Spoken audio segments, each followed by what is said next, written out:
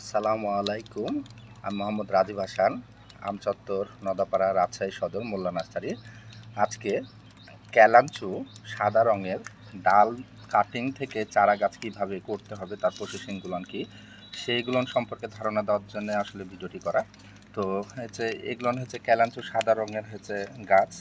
তো আজকে সকাল থেকে আসলে বৃষ্টিটি হওয়ার কারণে একটু কাজ করতে বিলম্ব হচ্ছে। তো হচ্ছে এগুলো হচ্ছে শিখে 4 কেজি। তো এই কেচি দিয়ে কাটতে পারবেন। এই যে কেচি দিয়ে অংশটিতে যাবেন, যাওয়ার পরে হচ্ছে ডালের ভিতর অংশটিকে দিয়ে তারপরে কেটে ফেলতে হবে। এবার এই যে এইভাবে কেটে ফেলা হয়ে গেল, এটি এভাবে কেটে ফেলতে হবে। তো হচ্ছে আরেকটি ডাল আমি কেটে দেখাই। এগুলো হচ্ছে সাদা রঙের হচ্ছে ক্যালাঞ্চুর ডাল। দেখুন কেচিটি সম্পূর্ণটা হচ্ছে চেষ্টা করবেন যে হচ্ছে যাতে পাতাগুলোর ক্ষতি না হয়, এভাবে করে কেটে ফেলতে হবে। এভাবে করে কাটার পরে যখন হচ্ছে এই ডালগুলো যখন সংগ্রহ করবেন, তখন হচ্ছে এখান থেকে এবং এর দুই পাশের অংশ থেকে আসলে হচ্ছে চারাগুলোনের শিকড়টি আসবে। ডাল থেকে চারা গাছ করা হচ্ছে কৌশলগুলো। তো এগুলোনের কিন্তু পাতা থেকেও চারা গাছ করা সম্ভব। তো হচ্ছে এটা শীতের সময়তে করতে হয়, গরমের সময়তে এরকম উত্তপ্ত আবহাওয়াতে হবে না। তো যাই হোক হচ্ছে এই এই যে ডালগুলো সংগ্রহ করে কাটা হয়ে গেল, ডালগুলো কাটার পরে দেখুন এখানে অনেকগুলো ডাল আমি কেটে রেখেছি। তো এই ডালগুলোকে সর্বপ্রথমে পানি দিয়ে ধুয়ে নিতে হবে। পানি দিয়ে ধুয়ে নেওয়ার পরে, ফ্রেশ পানি দিয়ে ধুয়ে নেওয়ার পরে তারপরে হচ্ছে প্যাকেটে রোপণ করা। তো রোপণ করার জন্য আমরা এরকম 5-6 ইঞ্চি পিপি প্যাকেট আছে, এই পিপি প্যাকেটে আমরা রোপণ করব। তো পিপি প্যাকেটে দেখেন যে হচ্ছে এখানে 3টি আর ওই পাশের দিকে 3টি, মোট 6টি ছিদ্র করা আছে। তো এই 6টি ছিদ্রতে পানি নিষ্কাশনের ব্যবস্থাটা ক্লিয়ার করে দেবে। এরপরে হচ্ছে আপনার কাজ হচ্ছে মিডিয়া দিয়ে দেওয়া। হ্যাঁ, তো মিডিয়া হিসেবে এখানে আপনি দিবেন হচ্ছে চিকন বালু, আর দিবেন হচ্ছে মাটি, আর দিবেন হচ্ছে কোকোডাস। এই কয়েকটির মিশ্রণে হচ্ছে প্যাকেটগুলো রেডি করবেন। রেডি করার পরে এখন হচ্ছে কাজ হবে হচ্ছে আপনাদেরকে রোপণ করা। তো রোপণ করার জন্য হচ্ছে মাঝ বরাবর একটু ছিদ্র করে নিতে হবে, কারণ আমি হচ্ছে মোবাইলের স্ট্যান্ডটি আমি হচ্ছে ব্যবহার করছি না, যেহেতু হাত দিয়ে আমি হচ্ছে মোবাইলটি ধরে আছি। তো এইভাবেই হচ্ছে ছিদ্রটি করে নেবেন। মাঝ বরাবর ছিদ্রটি করলে পারে হচ্ছে সব থেকে ভালো হবে। এরপরের কাজটি করতে হবে যে ডালগুলোকে রোপণ করা। হ্যাঁ, তো এইভাবে এখন হচ্ছে এই ডালগুলোকে দেখুন, এই ডালগুলোকে এখন রোপণ করে ফেলতে হবে। এই যে ডালগুলোকে এখন রোপণ করা হচ্ছে।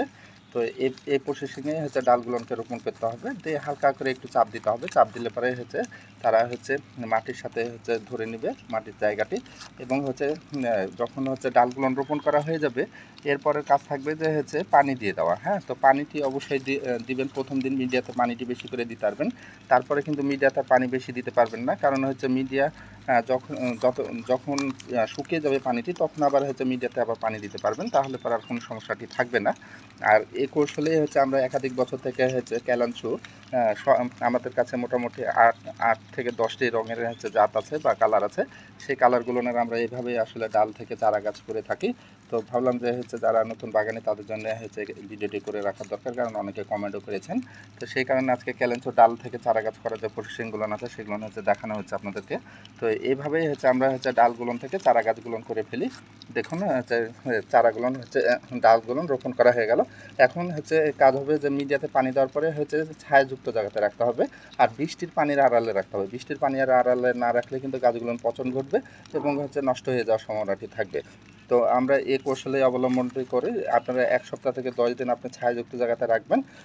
তারপরে আপনারা হচ্ছে রোদে দিতে পারবেন। আর হচ্ছে একটা জিনিস মাথায় রাখবেন, বৃষ্টি যাতে হচ্ছে না পড়ে, বৃষ্টির আড়ালে রাখলে পারে এই চারাগুলো থেকে খুব সহজে শিকড় চলে আসবে এবং খুব হেলদি গাছ হয়ে যাবে। তো এগুলো হচ্ছে ক্যালাঞ্চু হচ্ছে ডাবল প্যাটাল সাদা রঙের। তো হচ্ছে যেহেতু আসলে ভিডিওটি বড় হয়ে যাচ্ছে, তো এই কৌশলগুলো অবলম্বন করলে পারে আপনারা হচ্ছে ডাল থেকে চারা গাছ করে ফেলতে পারবেন। তো সকলে ভালো থাকেন। আর যদি নতুন কিছু ভিডিও সম্পর্কে আপনারা জানতে চান, তাহলে অবশ্যই আমাদেরকে কমেন্টের মাধ্যমে জানাবেন। আর আপনাদের পক্ষে যদি সম্ভব হয়, তাহলে অবশ্যই আমাদের এই ভিডিওগুলোকে শেয়ার করে রাখবেন। তাহলে পরে যারা নতুন প্রকল্প করতে চান বা হচ্ছে একাধিক বাগান প্রকল্প কাজ করতে চান, তারা খুব সহজে এই কাজগুলো দেখে ডাল থেকে চারা গাছগুলো সৃষ্টি করতে পারবে।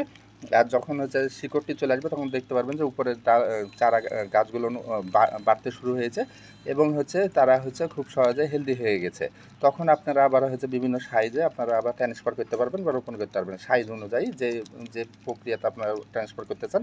সেক্ষেত্রে কিন্তু আবার হচ্ছে খাবার দেওয়া লাগবে। বাড়তি করার জন্য হালকা ডিএপি দিতে পারেন, আর ফুল নিয়ে আসার জন্য টিএসপি সারটি ব্যবহার করতে পারেন। তো সকালে ভালো থাকেন, সুস্থ থাকেন। আজকের মতো এখানেই। আসসালামু আলাইকুম ওয়া রাহমাতুল্লাহ।